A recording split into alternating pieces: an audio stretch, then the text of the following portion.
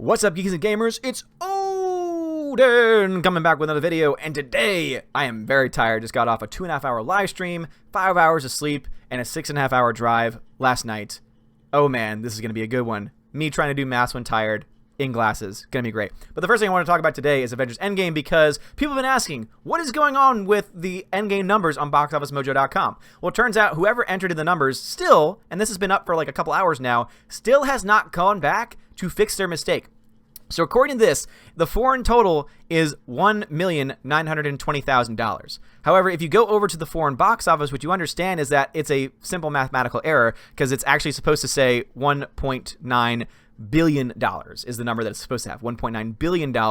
But for some reason, they've just either reset it or they just forgot to put in, the number there. But that's the reason why it's all jacked up at this point. But even with that number, it still comes in below what Avatar has made. So now the question is realistic. Is it going to beat Avatar?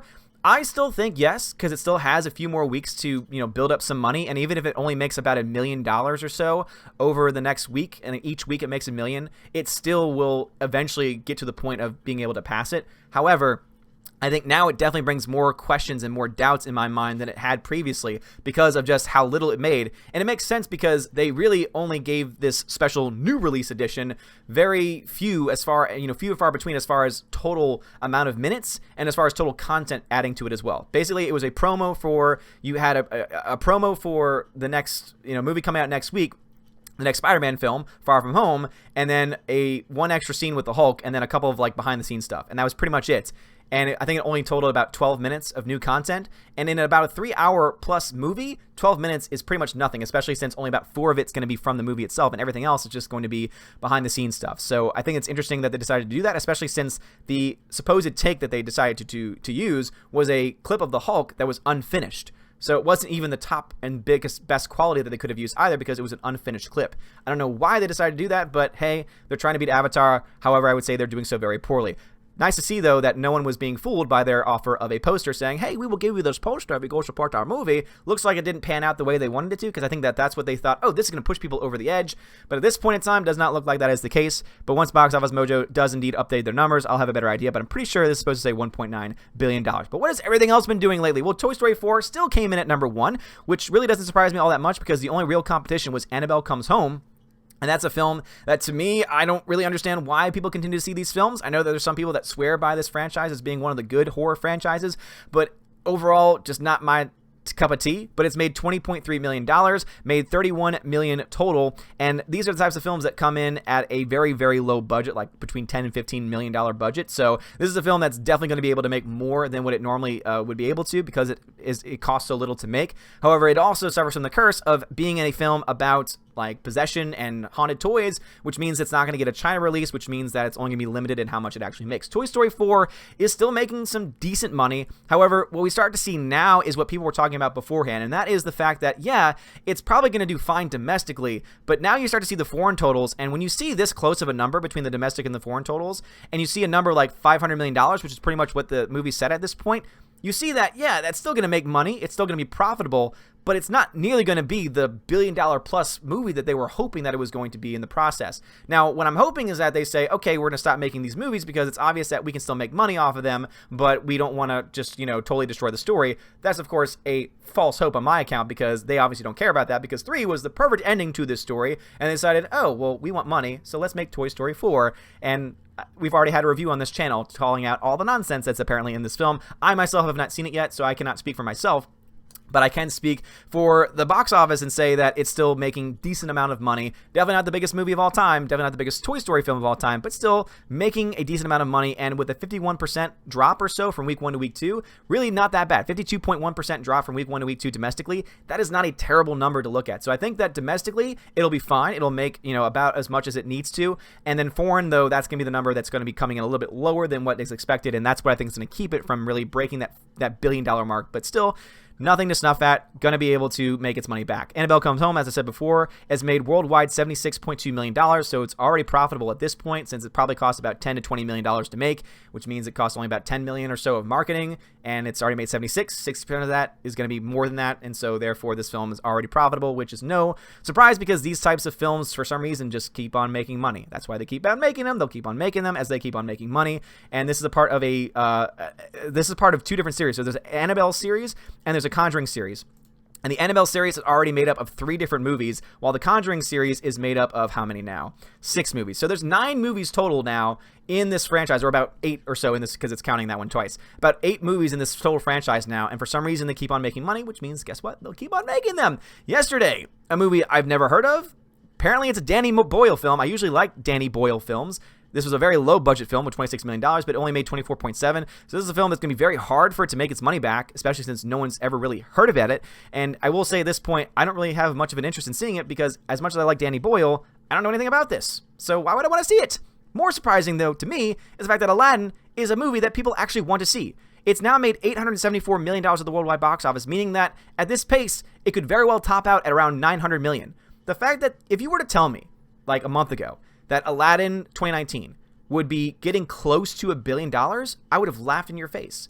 But sure enough, somehow Disney was able to convince enough people to go see this film, which is not the worst hot piece of garbage out there, but is also a completely unnecessary remake that the only good thing about, to me, is the actress that plays Jasmine is great. Naomi Scott, I think, is way too good for this movie. The fact that she's actually going to be in that not the Fast and Furious, God, oh Lord, how can I compare the two? In that Charlie's Angels remake really makes me upset because she's actually a legitimately talented actress, and she's got a fantastic voice, which makes her perfect for this role, and yet the whole rest of the movie is just so bland and just, bare, it's completely undressed toast. Why did I say undressed toast? I am so tired, but you know what I mean. And the fact that this movie is making this much money really does upset me because it's just going to show Disney, oh, you see, we can just continue to put out these live action remakes. We continue to make these movies like Mulan, which apparently is not going to have Mushu in it. That's right, you heard that. Mulan apparently is not going to have Mushu in it, as well as many other films where they're just going to change various things. They're going to make the various characters woke, and they're going to push Mulan, I imagine, even more so in the direction of wokeness, when the original was just fine because it pushed the boundaries just as much as it needed to, but they're going to push it even more so in this film, and they're not going to have Mushu in it. How can you have a movie without the comedic relief of Mushu?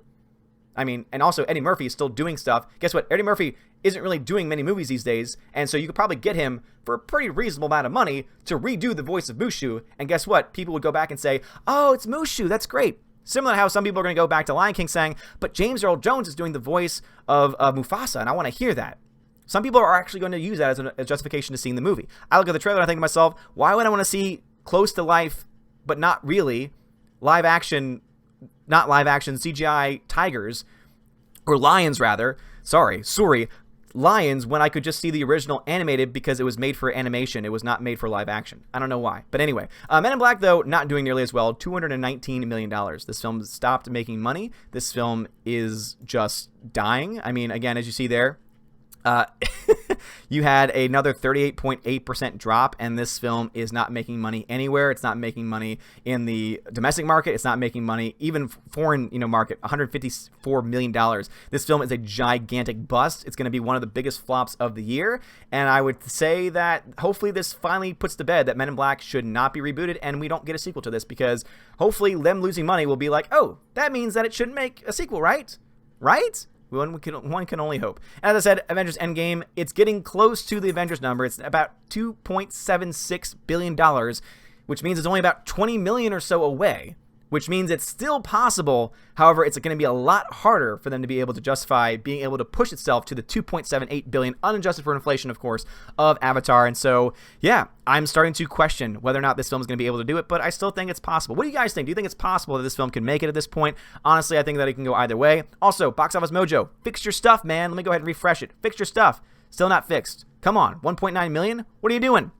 Men in Black International.